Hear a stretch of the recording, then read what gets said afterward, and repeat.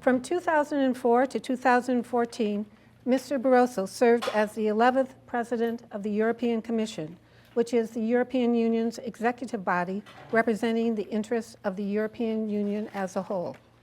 Today, he will be speaking to us about the state of the European Union and the challenges for the future. You've asked me to speak about European Union and its challenges. And a student of mine, I'm now visiting professor at Princeton, a student of mine in the Woodrow Wilson School told me some time ago that she has Googled European Union and crisis, and it appeared more than 1 million references. So European Union is about crisis, I know that, and we know what is the conventional wisdom now about Europe. The crisis of Europe, decline of Europe, some would say even the irrelevance of Europe. And this perception does not exist only on this side of the Atlantic. I'm afraid it exists also in Europe, where there is a predominance of what I have been calling the intellectual glamour of pessimism. People want to show they are more intelligent, predicting the worst for European continent. I don't share that pessimism, I have to say. And since I left now political office more than 1 year ago, I want to start by stating today to you that my sincerity is increasing day by day. So what I'm going to tell you is indeed what I feel. I'm not bound by any kind of political considerations. But based on the experience of leading the European Commission, that is indeed the executive body, the central institution in the European Union, I think I can give you an assessment, a frank, open assessment of the difficulties, the challenges that are huge, and I do not underestimate them, but also the extraordinary resilience and resources of the European Union. So we know what we say when we speak about the crisis of Europe, the financial crisis, the sovereign debt crisis, sometimes also called the euro crisis, the possible Brexit, so far did not materialize, the possible Brexit, Britain leaving the European Union, the refugee crisis, the illegal migration crisis, the rise of populism and anti-European or Eurosceptic parties, the demographic decline of Europe, the difficulty of the European countries to define sometimes a coherent position on major international issues like the Middle East, and so on and so forth. We know about that. And now let's look at each one of these issues and to see exactly where we are and to ask ourselves if those difficulties, first of all, are specific to Europe or if they are not more general, and the way the European Union has been reacting to them. First of all, the financial crisis, and I've been living through that financial crisis since the beginning because I was at that time in the Commission. I really believe that the so-called euro crisis or the existential crisis of the euro is behind us. The euro is one of the two most important currencies in the world, together with the dollar. Indeed, we have seen the euro area expanding. Indeed, Brexit did not materialize. Let me just tell you this. In June 2012, I invited to the European Commission the chief economists of the most important banks operating in Europe. Not only European banks, also American banks. And I've asked them two questions. It was a brainstorm that lasted more than 3 hours. I've asked them, how many of you believe that Greece will be with us by the end of this year as a member of the euro? We were in 2012. All of them, except one, said Greece will not be member of the euro next year. And they were the chief economists. They were not the chairman. They were the chief economists. So the real experts on the matter on markets, they were wrong. And by the way, that was not only those chief economists, that was the so-called common perception in markets, as you remember, 2012. Greece will be out of the euro. Still they are with us. My second question was, how many of you believe that the euro is going to survive the current crisis, or it will be a fundamental change the way it operates? Half of those chief economists said the euro will not be able to survive the current crisis as it stands today. But basically, not only the euro survived, but today you have a larger euro area than before. Today we have in the Eurozone more countries than we had before in all the European Union the year I became president of the Commission, 2004. At that time we were 15 countries Now in the euro area, we have 19 countries. So I think that's an important question to ask ourselves. So if an organization is declining, how is it that it keeps enlarging? So what happened, in fact, was that unprecedented crisis, financial and sovereign debt crisis, in fact did not start in Europe, it started here in the United States. That crisis put a very important challenge to the European Union, namely in the euro, because our economic and monetary union was not complete and still is not complete. And so we had to create new instruments that we had not before. And we had to build the lifeboat in the middle of the storm, which I think you agree it's a very comfortable position, a not very comfortable position to be. And in fact, we have created not only bailout programs, adjustment programs for countries that need it, from Ireland, Greece, Portugal, Spain also for the banking sector. And let's not forget that at that time, the common perception, for instance, in Germany was that those bailouts were not possible, were not acceptable according to the rules, but we have done it. Not only have done it, that we have created a new instruments like the European Stability Mechanism, the kind of European IMF, that has a financial firepower of 700 billion euros. That was built from scratch. And we have made new regulation and supervision rules. More than 40 pieces of legislation were approved in record time. We have created new rules of governance for the euro area. I'm not going now into jargon of the European community, but to describe them. And we have created a banking union with a single resolution mechanism and a single supervisory mechanism, something that most people considered impossible before the crisis. But the crisis made it necessary. And then we had something that is typical in European integration. It is the so-called spillover effect. The fact that you need some step forward demands another step. I remember when I put the proposal on the table, because as you know in the European Union, the European Commission has the monopoly of the right of initiative. It's a commission that presents the legislation, but afterwards it has to be approved by the Council, where all the governments are represented, and most of them also by the European Parliament. And when I put forward the proposals for the banking union, some colleagues, some heads of government told me, look, you cannot do it because it's not in the treaty.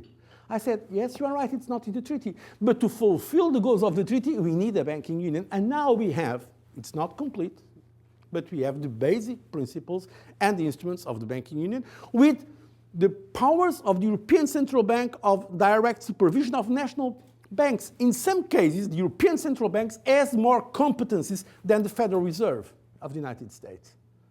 So for those who say that European Union is disappearing, it's a little bit strange that more powers, more competence have been given to the European level, not only to the European Commission in the governance of the euro area, but also to unprecedented powers and competence were given to the European Central Bank and also to the European Banking Authority. So my point is the following. Yes, we have been living through a very demanding crisis, but in a typically frustrating, progressive, incremental, sometimes fragmented way, it's the way the European Union works, we have been responding. The European Union transforms itself by adaptation, successive adaptation. And basically today, I think we can say the euro crisis is behind us. Of course, we still have a problem with Greece, but the other countries successfully completed their programs. Ireland is one of the fastest growing countries in Europe today, Spain as well. Portugal also left the program. And we have, Cyprus, also they have a program. They are on track to fulfill their commitments. The other issue we can discuss, and for me that's a very challenging one, is Brexit. I think there is a possibility that UK leaves the European Union. I think it will be devastating consequences, so I hope it will not happen. But we have to be honest. The recent crisis of refugees and legal migration has made it more probable than before. So I believe we are going to solve it. I hope there will be wisdom on both sides, on the UK government side and on the other countries. The other countries want Britain to remain, no doubts about it. But of course, a referendum is always problematic. We don't know what the result is. Many British citizens, they think about Europe not in terms of yes or no. They think yes if or yes but. But in a referendum, there is not a but or a if. It's yes or no. So let's see what happens. But even in the case of Britain leaving, which I repeat, I hope it will not happen, in that case, the European Union will continue. We had European community before the UK was a member. It can continue without. It will not be the same, but it can continue. The refugee crisis, first of all, we should ask ourselves why the refugees come to Europe. People say crisis in Europe, refugee. I'm sorry, the crisis is not in Europe. The crisis is in the Middle East and in North of Africa. That's where the crisis is. Not only a crisis, a drama.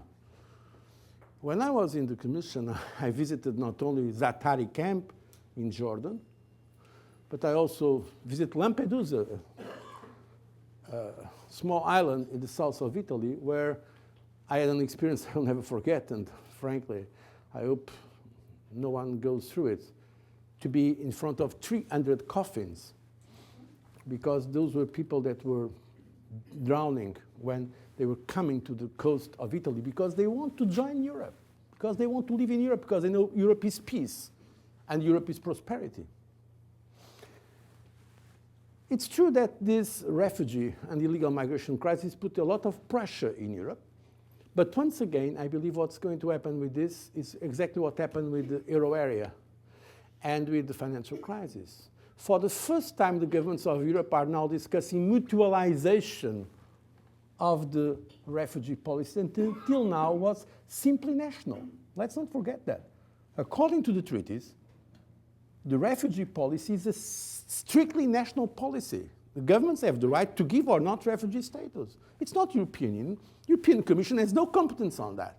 But now, for the first time, the governments are discussing what they call burden sharing, and there is an attempt to come with some common positions. Of course, there are resistance, and it's interesting to see what the resistance are. At the same time, we have the position of Germany. I think a very enlightened and courageous position of Chancellor Merkel. She's taking, by the way, the right position considering the German interests. But, of course, there is strong resistance to that. I think this is the most challenging crisis we are facing today in Europe. It's more difficult than the financial crisis because it's not just about money, it's about political acceptance. And what we have today in Europe, in some sectors of Europe, we have strong resistance to foreigners, to legal migrants.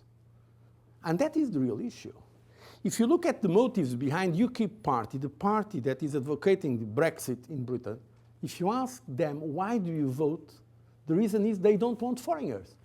It's not about you. They say in their communication it's about against Brussels, against bureaucracy in Brussels, but I mean, that's not the real issue. The real issue for them is there are too many foreigners in Britain. So xenophobic forces exist in Europe. And when we know the history of Europe and the old demons, I think we should be attentive to that. How to fight this xenophobia, how to be sure that we keep Europe open at the same time that we are able to control our borders. But my question to you is the following. Do you think it's only a European problem there? Don't you have that problem here in the United States? When we see a leading candidate to the presidential, making the comments he made about Mexicans? Or just the positions he took against all Muslims? So, my dear friends, we are living in a very difficult and complex world where globalization is in fact feeding this kind of nationalistic, nativist, xenophobic, sometimes racist attitudes. And this is a problem not only for Europe, for many of us that believe in ethics, in international relations, and we have to fight together against those negative sentiments that have a very deep history in some of our societies. Yes, there is a problem in Europe, but it's not a specific problem to Europe. And the solutions, as we have seen now with the tragic events in San Bernardino, the solution is not to close European borders. Because the United States has a full control of the borders. But it can happen. If you have suicide bombers, fanaticize, they can be anywhere. Even if you close your borders. So we have to see how deep this issue is and try to avoid simplistic, populistic answers to very complex and difficult challenges. It's not by closing Schengen. On the contrary, it is by Schengen that we can fight, because terrorists, they don't respect borders. And it is precisely exchanging intelligence and information, putting together the national resources against terrorism, that we can succeed in the fight against this kind of violent jihadism that we have today, as the major threat, not only to Europe, but to the world and to our values. And so this is why I consider this the most important challenge of Europe, the political challenge, how to integrate migrants, avoiding a backlash in terms of the resurgence of populism or extremist parties. And the irony is that Europe is in demographic decline. There is in Europe what I've already been calling the demographic winter. In Europe, we need more young people. We need more people from outside. The fertility rate of Europe is going down in most of our countries, not all. There are many important differences. And so we need more young people to work. But for cultural, sometimes religious reasons, there is a strong resistance in some quarters to this kind of integration. What I'm trying to show to you is that the common conventional wisdom that Europe is completely out of business, I think, is really exaggerated. I want to ask you to have a more realistic position about Europe, recognizing the challenges and difficulties, yes, but also what we have been doing. In fact, Europe remains the most important economy in the world. Looking to the last figures I have from 2013, 17.96 trillion US dollars, a little bit above the United States with 10.77. Anyhow, it's not important because China will be the first. It's a question of time. But the European Union, with only 500 million people, only compared to China, I mean, is still today the biggest trade bloc in the world, by far the biggest donor of development assistance. More than 50% of the development aid in the world, according to the OECD, comes from the European Union and its member states. It's around 56.5 billion euros. And so I really believe that Europe matters in the world, not only in trade and economy, where it is still the biggest power, but also in the shaping of a new world order. And indeed, coming back to my own experience, because that's where I think I can share with you some more interesting points. Let's compare 2004, 2014. 2004, we were 15 countries in the European Union. At the end of my mandate, and today we are 28. So we have almost doubled the membership of the European Union. Typically, that does not happen in the organization in decline. And some people say, oh, but before, this was the golden age. Before, the European Union was great. And I'd like to ask, when? When was Europe better than today? During the Second World War? During the Shoah? The most terrible time of mankind happened in Europe with the Shoah. Was this Europe? Great moment? So was it when the European community started with 6 countries? Okay, 6 countries are very cozy, but it was not Europe. Was Europe better when half of Europe was under totalitarian communism, or Poland or Czech Republic or Czechoslovakia at that time? The Baltic countries were members of the Soviet Union. Was Europe better then? Of course not. The enlarged Europe is much stronger and much more relevant than the Europe of the 6, 9, 10, 12, or 15 countries. Today we have a continental nature. So indeed, I think we should be a little bit proud of what Europe has been doing. Not only in terms of dimension, but in terms of values. That's why a moment I will never forget was when I had the honor, together with my colleague from the European Council, to receive the Nobel Peace Prize in 2012 in Norway, Oslo. A Nobel Peace Prize was given to us, the European Union, to recognize the contribution of Europe to these values of peace. Because the European Union, and that's the original thing about Europe, it's a political process for peace. The leitmotif for the European Union was the reconciliation of the former enemies like France and Germany. And afterwards, those two countries, four others, the three Benelux countries and Italy, were able to create this process, and that was, in fact, having a continental nature by economic integration with a common market, but the goal is political. And if you look at our treaties, the most important part is the values. Human dignity, human rights, freedom, justice, equality of rights between men and women, something that is important to state today more than ever. Because there are parts of the world when people believe that women have not the same rights as men. So I think we should be proud of Europe, recognizing the challenges and the difficulties. But if you look also historically, where we are today and where we were 10, 20, 50 years before, we are certainly better today than before. And comparatively, also, we are not so bad position. I remember some years ago that everybody was saying the emerging economies, this is great, Europe is dead. Look,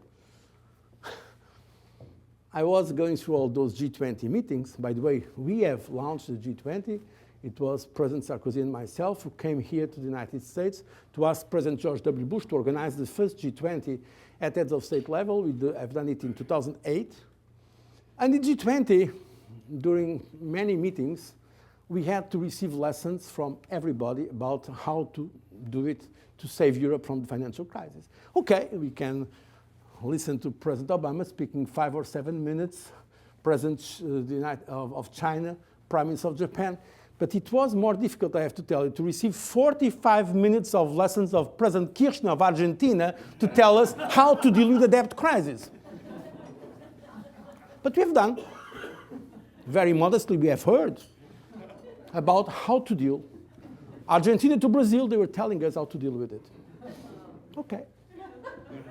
But now you see the situation. And I say it really sad because I'm very close also from a family point of view to Brazil. The difficulties that Brazil is going through. How is Russia today? And other so-called emerging economies, they are in deep trouble because, in fact, they have not yet the instruments that we have. Rule of law. So we are not going to grow spectacularly as China has been growing in Europe. But I think Europe, in the medium to long term, is certainly a better bet for investment than many other parts of the world. And by the way, the investors' mood is reflecting more or less this today regarding what's going to happen in some of the emerging economies. So my point is that we have these challenges, but we also have resilience. And Europe is able to reinvent itself. As I've told you before, I'm now free from office. I'm not here making any kind of propaganda. I'm sharing my experience with you. We have been living last years in extremely difficult moments, sometimes very close to the abyss. But even in those moments, my position was that there is in Europe what in French we call sometimes obligation de résultat, the obligation to come to result. It's different to explain how decisions are taken in Europe. They are fragmented, time-consuming, very energy-consuming. I can tell you, because the Commission has lived through all these moments, it's so sometimes, exasperating to bring all those countries together. But at the end, there is a result. The result is not perfect. Europe is incremental in nature. It's something that our American friends should understand better. Europe is not the United States. And it will not be the United States of Europe, at least in the foreseeable future. We are not going to have a Pennsylvania moment in the next future. It's going to be incremental, sui generis. It's something that is not a state, it's not a federal state, but it's not a common international organization, it's something in between. Difficult to understand, difficult to identify, but at the end there is this capacity to create rules, to define positions, and supranational institutions. And that's something that is a contribution of Europe to the 21st century. I believe we need a global order for the 21st century. We are living very difficult times. And that's why I wanted to conclude my remarks today with someone from New York. Someone is unfortunately no longer with us. Tony Judd was professor at New York University, and in his great book, Post-War, A History of Europe Since 1945, he said, and I'm going to quote him, The 20th century, America's century, had seen Europe plunge into the abyss. The old continent's recovery had been a slow and uncertain process. In some ways, it will never be complete. America will have the biggest army, and China will make more and cheaper goods. But neither America nor China had a serviceable model to propose for universal emulation. In spite of the horrors of their recent past, and in large measure because of them, it was Europeans who were now uniquely placed to offer the world some modest advice on how to avoid repeating their own mistakes. Few would have predicted it 60 years before, but the 21st century might yet belong to Europe.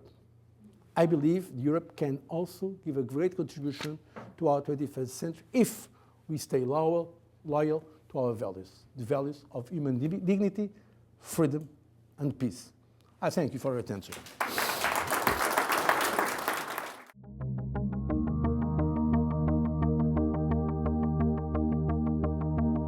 For more on this program and other Carnegie Ethics Studio productions, visit carnegiecouncil.org. There you can find video highlights, transcripts, audio recordings, and other multimedia resources on global ethics. This program is made possible by the Carnegie Ethics Studio and viewers like you.